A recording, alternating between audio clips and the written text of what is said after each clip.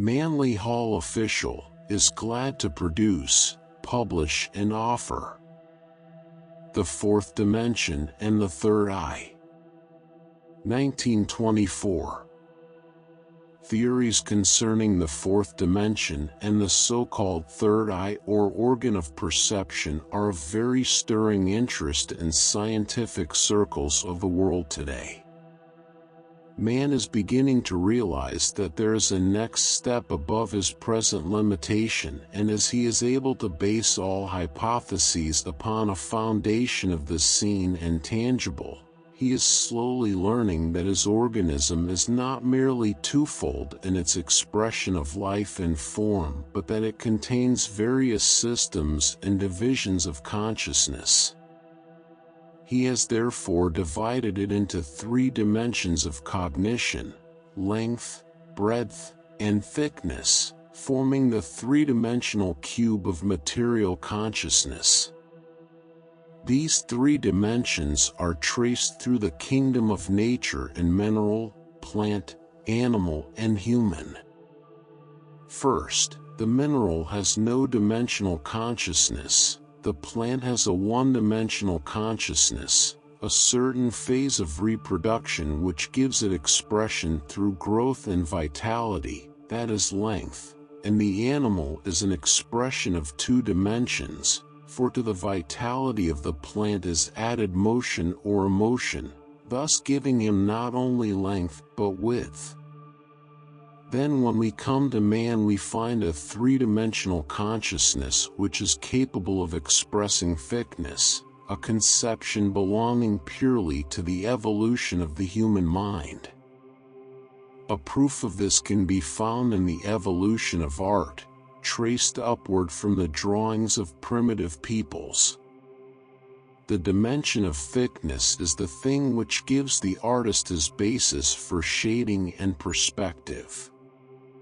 Practically all the primitive Egyptian drawings are perfectly flat and without shading or curves, which denotes a deficiency of the cognition of thickness, showing the beginnings of the three-dimensional sight, which has in this age been brought into a high state of development. If you're enjoying this video and finding value in the content, we kindly ask you to take a moment to subscribe to the channel. A large portion of our listeners and viewers haven't subscribed yet, and by doing so, you'll help us grow and continue bringing you more high-quality audiobooks. Your support means a lot to us, and it's just one click away. So, go ahead and hit that subscribe button to stay connected and never miss out on our latest releases. The three dimensions, length, breadth, and thickness, form a cube which is symbolized by the Masons as the ashlar. Taking the various surfaces of this cube, they each become a pyramid, thereby showing that there are other dimensions in the center. This center consciousness dimension, for which there is no definite name, is the inness of the block, so that which goes to the center itself is called the fourth dimension by the modern scientists. As it slowly dawns upon human understanding that there are other dimensions of space that are as yet unexplored, they have formed many speculations and given them many names which are not in accordance with their attributes at all, but are the best that can be devised.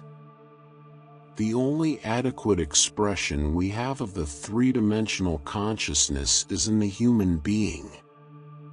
It is the belief generally that the mind is something intangible and spiritual, but this is necessarily erroneous when it is taken into consideration that this gray matter of which the brain is formed is made up of a number of fine granules called mentoids, therefore is of a material substance which is subject to measurement. While it is of a finer quality in grain than any matter known to us in nature and attuned to a higher rate of vibration, still it is possible to ascertain its length, breadth, and thickness, therefore is three-dimensional. Hence, man may be said to be analyzing all created things at the present time on the three-dimensional plane of bodies. The real nature and truth of substance can never be arrived at until the source or first motive is found. The ancients said that phenomena manifest in a world of dimensions, while causations are undimensional, and this is exactly the case. Take for example the tree. The motive for that tree is unknown, and yet the motive is the only reason there is for the existence of that tree. This internal motive is uncognizable in every living thing, and the reason it is not cognizable is because it is undimensional. The manifestations or effects of this unseen life are alone accountable for, and these manifestations themselves become so subtle that scientific researchers, with all their powerful and delicate instruments, are unable to work with them or find a place where they cease to exist. Therefore they are forced to give up seeking the motive behind phenomena, for this source ever defies them in this direction. But man is ever seeking in all manner of ways to find sources, to get at truth, the real hidden reason for material phenomena. He is fast coming to the conclusion that to check each and every phenomenon against every other one is an endless task that arrives at nothing, so he faces the fact that the only way he will ever be able to probe into causes is to cease looking into effects, that he will have to lift himself out of dimensions and center himself somewhere outside of them, that he may take a separate look, unbiased by the limitations of his three-dimensional cognition. He finds that every analysis he tries to make, every material judgment he arrives at, is based upon the three dimensions of thought, action and desire, and he judges all life in this way, seeking to know as God, the hidden cause of all, through his infinite manifestations. There is a quicker way than this delving into the depthless well of infinite and infinitesimal material forms.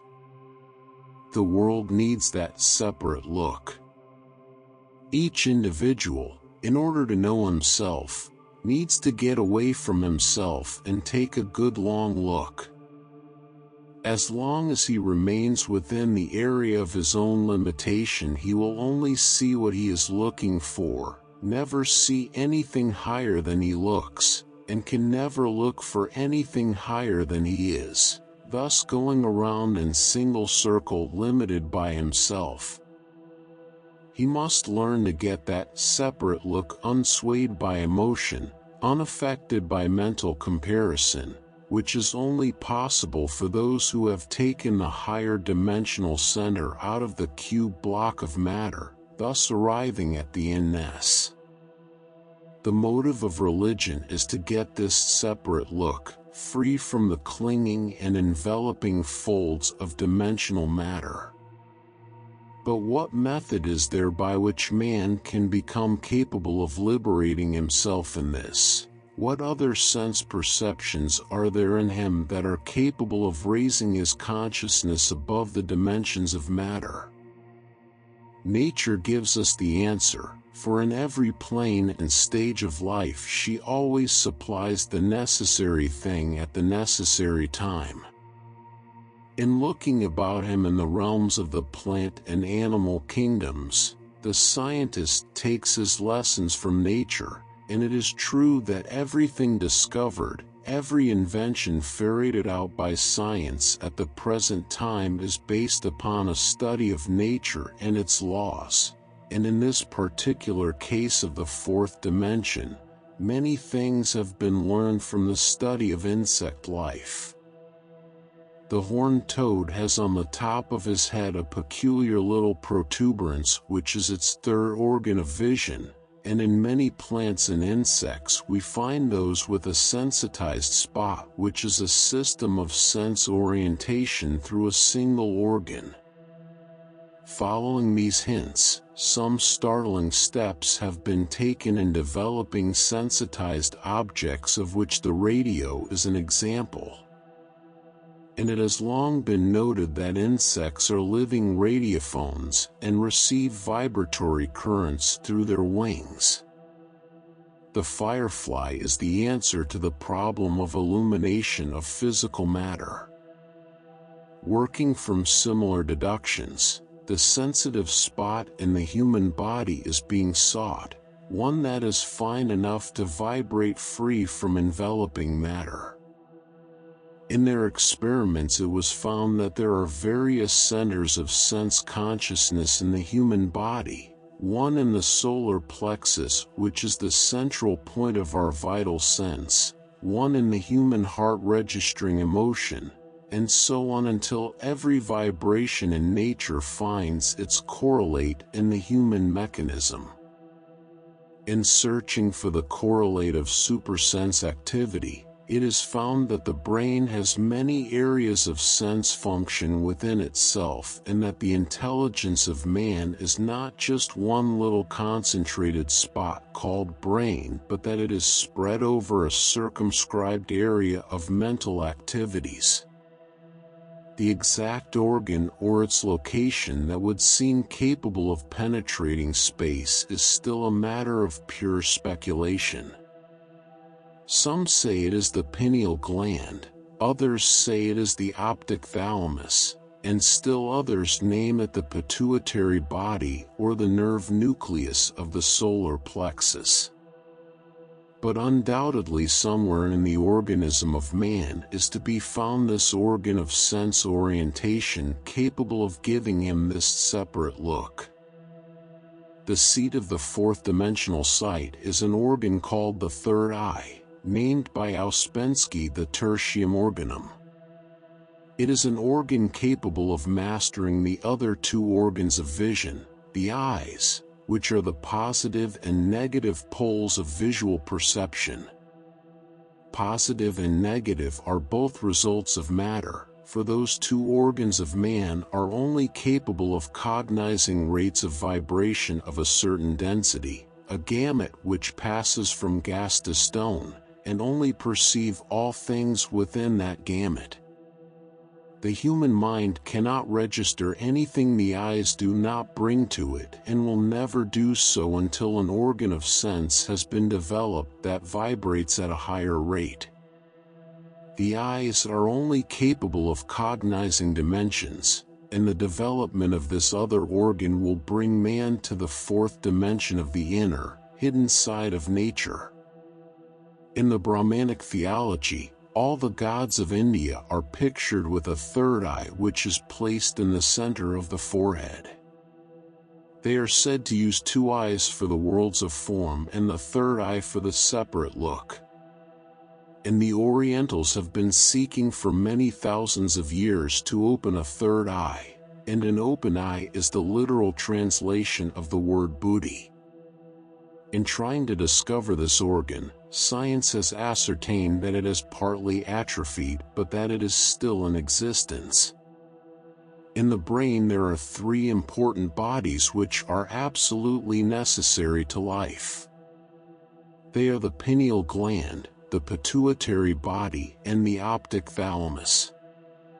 Their exact use is unknown, but these little bodies are the basis of a peculiar sense activity. The ancient philosophers have told us that there is a chimney in the brain down which comes a ray of light, and it is well known that children are partly clairvoyant until this opening in the top of the head closes at about the 7th year. So some say it is in the region of this suture where the divisions of the cranium meet at the top of the head, and others say it is in pineal gland or pituitary body. Asterisk, asterisk, asterisk, asterisk. Studying man from the occult or mystical standpoint, we find that there is passing through the spinal canal a vaporous substance which rises upward through the ventricles of the brain, where it is absorbed into these two glands, the pineal gland and the pituitary body.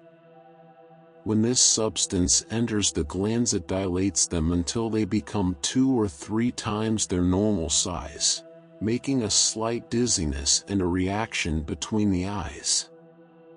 The so-called astral visions are seen with the physical eyes closed, and it is plausible to ascertain that this other organ in the forehead is the one used at these times. So it is an ever-growing conviction that man is to get above his three-dimensional sight by means of this organ, by revivifying this third eye. The occultist says that there is only one way possible to do this, and that is by raising the gaseous substance of the spinal canal and bringing it upward into the brain. The fourth-dimensional sight is that which comes to man when he has raised this to the 33rd vertebra of the spinal column and liberated it into this domed place in the temple of the head, under which rest the pituitary body and pineal gland. This is only possible when he has freed his consciousness from his lower bodies, and the human consciousness is not a stationary thing but passes up and down through the body. The problem of awakening this third organ of vision seems to be the ultimate desire of man, and the correlation of this third eye with the conscious brain centers is necessary in order to do this. This pineal gland is a peculiar thing which looks like a small pea on the end of a tiny finger, which extends upward. It is this finger which dilates when this gland is filled with gas, causing a vibration and forming a tiny radio station which is just as sensitive to impacts as any physical sense of man, only of course it responds to a higher and finer rate of vibration. The rate of its vibration is such that material objects do not register, therefore it moves through solid stone. So when man is using this finer organ of sight, the coarser objects do not exist to him. And it is the development of this system of sense perception that has enabled a few to get the separate look, or in other words, to function in the fourth dimension of consciousness. This little organ is in no way dependent upon other organs for its use any more than the eye depends upon the nose. As these other organs are the basis of human consciousness, three-dimensional, that organ which is not dependent upon them is free from comparison and competition, the basis of limitation. Many people have tried and experimented in many ways to develop such an organ. But it has been proven that spiritual thoughts raise the dome of the head, and that there is built around this organ a layer of brain convolutions of finer texture when the individual becomes a deep thinker. The lower the intelligence, the more atrophied is this gland, and the more spiritual and intellectual, the larger that body is. In the study of ductless glands, many discoveries have been brought out, one being that there is a secretion contained in them that is absolutely necessary and essential to life, and this ductless gland, called the pineal gland, is undoubtedly a positive organ, and to find a way to develop and awaken it is the quest. The only way to do so is to turn upon it the gases of the spinal canal, and this can only be accomplished through clean living, purification and regeneration from the lower bodies which draw the life forces downward in the expenditure of passional energy. The regeneration of these essences is the keynote of alchemy, studied so devoutly during the Middle Ages. It is the warmth of fire ascending through the spinal canal which will finally vivify this little body in the brain, and when that time occurs, man will then have the use of the third eye, enabling him to view life through the study of the hidden life forces instead of the study of form and phenomena. It will give him a higher and more complete contact with the inner worlds of nature, and an unbiased separate look at sources, undivided by the pair of opposites, the physical eyes. When man has accomplished this, his next step in evolution, he will then be able to lift his three-dimensional consciousness of material analysis into the fourth-dimensional plane of superhuman sources, dealing with the world of causes instead of the human world of effects. Copyright 2025 by Manly Hall Official. Thank you for listening. Please consider to subscribe, like, and share to help the channel growth, new videos on a daily basis.